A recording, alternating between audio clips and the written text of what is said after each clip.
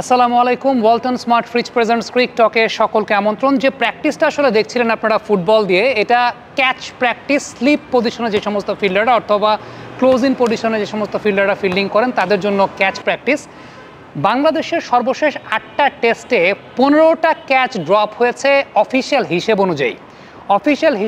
15টা catch drop হয়েছে, যতটুকু statistics আমরা বের করতে পেরেছি।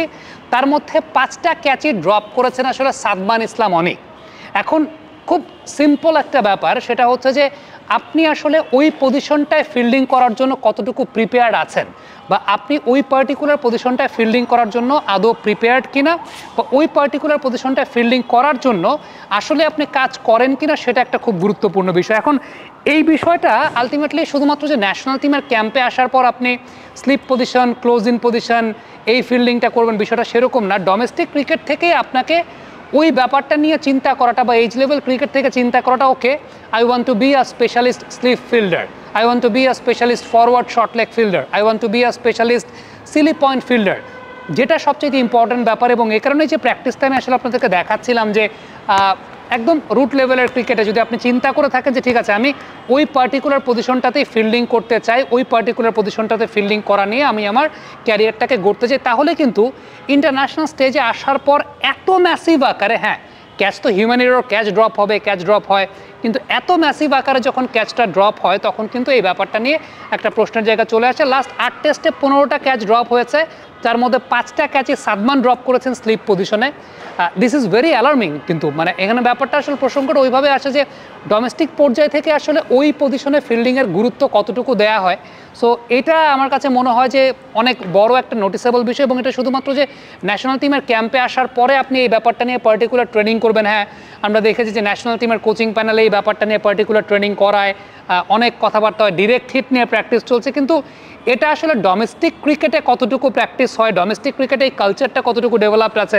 আমাদের যেমন ফরওয়ার্ড শর্ট লেগ বা সিলি পয়েন্টে হয় কি ব্যাপারটা, টিমে যে প্লেয়ারটা নতুন আসেন ওই প্লেয়ারটাকে তখন ওই পজিশনটাতে দাঁড় করানো হয়, কিংবা টিমে যখন যে প্লেয়ারটা ছোট ভাই তাদেরকে ওই পজিশনটায় দাঁড় করানো হয়। But forward short leg, Seely point, এগুলো যে একটা স্পেসিফিক ফিল্ডিং পজিশন, এটা ডোমেস্টিক ক্রিকেটে চল আসলে কতখানি সেই কালচারটা বিল্ড আপ করাটা খুব জরুরি। ওয়ালটন আবারো মিলিয়নিয়ার অফারে ওয়ালটন ফ্রিজ কিনে আপনিও হয়ে যেতে পারেন মিলিয়নিয়ার। স্লিপ ফিল্ডিংয়ের জায়গাটা যদি আপনি চিন্তা করেন যে ডোমেস্টিক ক্রিকেট থেকে আমি স্লিপ ফিল্ডারই হতে চাই, এই ব্যাপারটা চিন্তা করাটা আসলে খুব জরুরি যে হ্যাঁ তাহলে আমার প্র্যাকটিস মডিউলটা এরকমই হবে, ইন্ডিভিজুয়াল স্কিল ট্রেনিংয়ের জায়গাটা সারা বছর ব্যাপী এরকমই হবে। ছোট্ট একটা ড্রিল আমি আপনাদেরকে দেখালাম যে এরকম একটা ফুটবল নিয়ে যদি এইভাবে কোনো একজন প্লেয়ার একদম এইজ লেভেল বা ডোমেস্টিক লেভেলে নিজের প্র্যাকটিসের জায়গাটা রেগুলারলি নিজে করে, তাহলে হয়তো বা তার আইসাইটটা অনেক ভালো মতো, রিয়াকশন এবিলিটির জায়গাটা অনেক ভালো মতো ডেভেলপড হবে।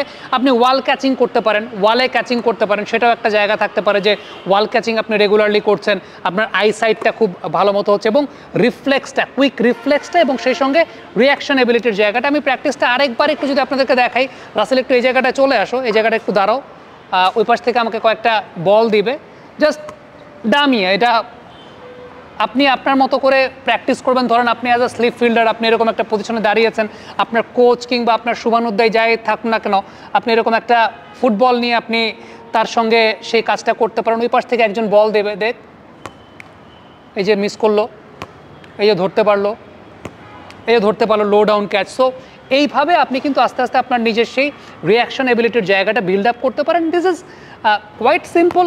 মজা করা ফিল্ডিং একটা পুরোপুরি মজার জিনিস, বাট ফিল্ডিং আমাদের জন্য একটা পুরো ভীতি জায়গা নিয়ে ব্যাপার হয়ে দাঁড়িয়েছে।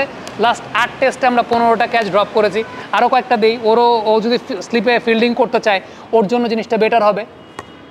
এই যে গুড, ছেড়ে দিস, বল স্টপ করতে পারে। সো আপনি বিভিন্ন টাইপের প্র্যাকটিস আসলে করতে পারেন। It's all about fun, fielding is all about fun. আমার কাছে মনে হয় যে এই জায়গাটাই আমরা, যেহেতু চর্চাটা থাকে না ডোমেস্টিক ক্রিকেটে, সো দ্যাটস ওয়াই এই পার্টিকুলার পজিশনটা স্লিপ ফিল্ডিং, মানে একটা পার্টিকুলার পজিশন বেস করে ফিল্ডিংয়ের চলটা আমাদের দেশে খুব একটা গড়ে ওঠে না। কমেন্ট বক্সে আপনাদের মন্তব্য, মতামত জানতে চাই।